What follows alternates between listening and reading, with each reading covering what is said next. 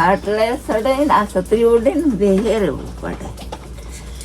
ગુદડો બધા પલળ જાય. રાત્રે પછી બેહી રહેવાનું. પેલા હું ત્યાં બધું દદરે. મિત્રો, આજે અમે લીંબડી તાલુકાના મુંદ્રા ગામમાં એક પરિવારની મુલાકાતે આવ્યા છે.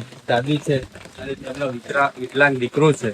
અને મિત્રો, વરસાદની ઋતુ બધાના માટે ખુશીઓ નથી લાવતી. અમુક પરિવાર માટે ઘણી મુશ્કેલીઓનો સામનો કરવો પડતો હોય છે. જે તમે વિડીયોમાં જોઈ શકો છો કે દાદીને ઉઠવા બેસવા માટે પણ જગ્યા નથી ઘરમાં. જ્યાં જોવો ત્યાં પાણી ને પાણી જ છે.